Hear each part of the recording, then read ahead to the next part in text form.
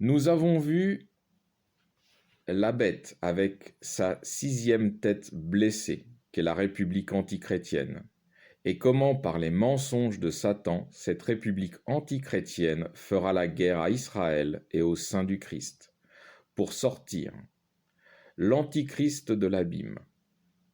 Jean va maintenant nous dévoiler la 7e tête de l'Antéchrist, sous les traits d'une bête qui représente l'empire du commerce et de l'illusion américain. L'illusion, que je rappelle, est considérée comme un mensonge. Je poursuis donc la lecture, verset 11. Puis je vis monter de la terre une autre bête, qui avait 2 cornes, semblables à celles d'un agneau, et qui parlait comme un dragon. Je fais une parenthèse. Des cornes comme un agneau, symbole d'une entité d'apparence inoffensive, qui parle comme un dragon, symbole de mensonge et calomnie au plus haut degré. Cette tête de la bête est une puissance qui semble d'apparence n'agir que sous de bonnes intentions.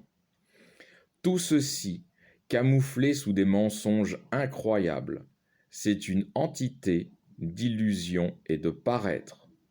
Rien n'est vrai de ce que l'on voit et entend de cette tête de l'Antéchrist. Je poursuis, verset 12. Elle exerçait toute la puissance de la première bête en sa présence, et elle amenait la terre et ses habitants à adorer la première bête, dont la plaie mortelle avait été guérie. Je fais une parenthèse. On voit la 7e tête, donc les États-Unis, exercer l'autorité de la première bête en sa présence, donc exercer son autorité sur une partie du monde, toujours en présence de la République antichrétienne. C'est important à comprendre, car les États-Unis ne vont pas succéder ou remplacer la République, comme l'ont fait les autres puissances. Mais les États-Unis vont se superposer à la République, et on verra même qu'ils en feront la promotion. Elle amène les habitants de la Terre à adorer la première bête. Les États-Unis amènent les habitants de la Terre à adorer le système d'autorité républicain, dont la blessure avait été guérie. Il n'est pas possible de se tromper de bête ou tête, car la République est la seule à avoir une blessure et s'être rétablie. Je poursuis verset 13. Elle opérait aussi de grands prodiges, jusqu'à faire descendre le feu du ciel sur la terre, à la vue des hommes, et elle séduisait les habitants de la terre par les prodiges qui lui étaient donnés d'opérer en présence de la bête, persuadant aux habitants de la terre de dresser une image à la bête qui porte la blessure de l'épée et qui a repris vie.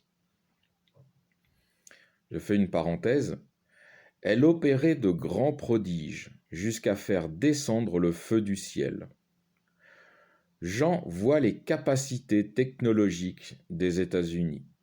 Elle séduisait les habitants de la terre par ses prodiges. Les humains sont séduits par la technologie industrielle, militaire, scientifique et autres de cette nation, persuadant de dresser une image de la bête, c'est-à-dire faire imposer des systèmes de républiques ou fonctionnant comme des républiques partout dans le monde. Je poursuis verset 15. Et il lui fut donné d'animer l'image de la bête, de façon à la faire parler et à faire tuer tous ceux qui n'adoreraient pas l'image de la bête. Je fais une parenthèse.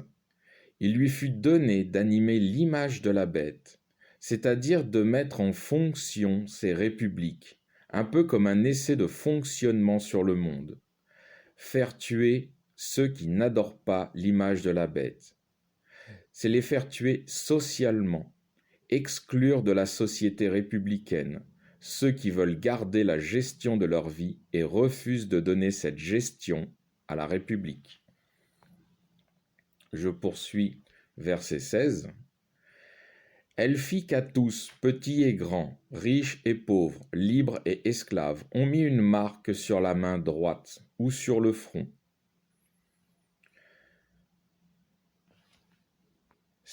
Je fais une parenthèse. Cette marque, qu'est-ce que c'est?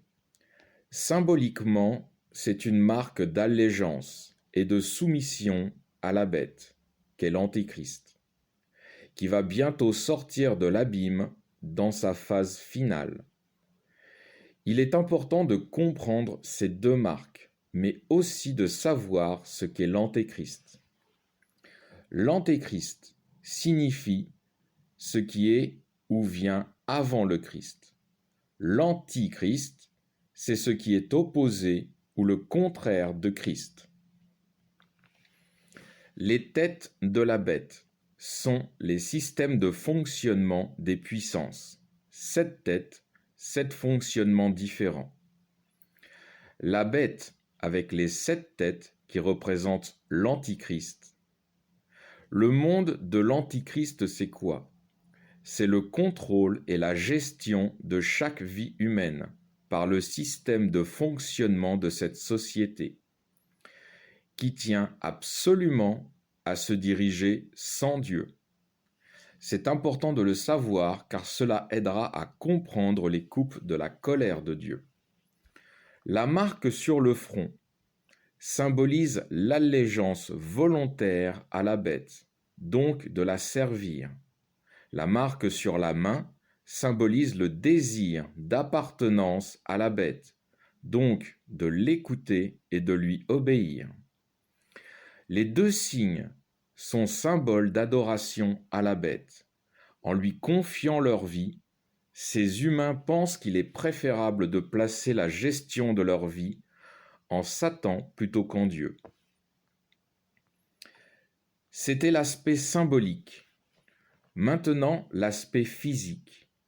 La bête a autorité et pouvoir sur ces deux groupes. Les uns par la marque sur le front qui sont tenus par l'allégeance qu'ils ont faite, sinon cela est reconnu comme de la haute trahison, avec la conséquence qui en découle sous la République, d'ailleurs même sous les autres têtes, qui est souvent la peine de mort. Et pour les autres, avec la marque sur la main, c'est une marque physique. Comme on marque un troupeau, leur vie ne leur appartient plus, ils sont dorénavant propriété de la bête, qui gérera leur existence comme elle l'entend. C'est ce que nous verrons plus tard avec les coupes de la colère de Dieu. Je poursuis verset 17. Et que nul ne put acheter ou vendre s'il n'avait pas la marque du nom de la bête ou le nombre de son nom. Je fais une parenthèse. Nous sommes ici face à un meurtre social. C'est exactement ce que nous avons vu au verset 15. Ce qui conduit à dire qu'il n'y aura pas de meurtre direct, mais plutôt une exclusion du système ou de la société. L'humanité est donc imposée de se soumettre à l'image de la bête. Sinon, c'est la mort sociale. Cela s'appelle du chantage, la marque ou la vie sociale. Ni acheter ni vendre. Oui, mais pas totalement. Les bêtes n'ont qu'une autorité partielle. Elles ne peuvent pas faire plus qu'elles ne sont autorisées par Dieu. On l'a vu avec les diadèmes. La nourriture et le vêtement nous serons toujours disponibles. C'est la promesse de Jésus-Christ en Matthieu chapitre 6, versets 31 à 33. Une autre raison encore, nous lirons plus tard qu'il y a une grande quantité de gens qui n'ont pas accepté la soumission à la bête en plus des saints. La bête américaine fera du chantage par les commerces sur lesquels Dieu lui laissera agir, mais ne pourra en aucun cas couper les vivres et les vêtements de l'ensemble de l'humanité. Il ne faut pas oublier que c'est les États-Unis qui font du chantage pour l'image de la bête à venir, et leur pouvoir n'est pas absolu. Dieu, une fois de plus, par cette image, prévient l'humanité de l'immense contrôle qu'aura la bête lorsqu'elle paraîtra réellement et qui sera la période de l'Antichrist. Je poursuis avec le verset 18. C'est ici la sagesse, que celui qui a de l'intelligence compte le nombre de la bête, car c'est un nombre d'hommes, et ce nombre est 666. Alors je vais donner déjà le symbolisme des chiffres. Le chiffre 6, il représente l'impossibilité de se connecter au divin, qui est symbolisé par le chiffre 7. Ou encore, il représente ce qui n'est pas parfait, ou incomplet, ou inachevé. Le symbolisme du chiffre 3 exprime l'équilibre, l'harmonie et l'unité. On retrouve dans le nombre 666, 3 fois le nombre 6, l'équilibre, l'harmonie et l'unité des adorateurs de la bête pour qui il est définitivement impossible de se connecter au divin.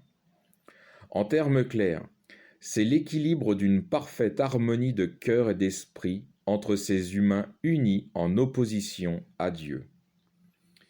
666 est donc le nom par excellence attribué à ceux dont le cœur est, comme celui de Satan, très éloigné de Dieu.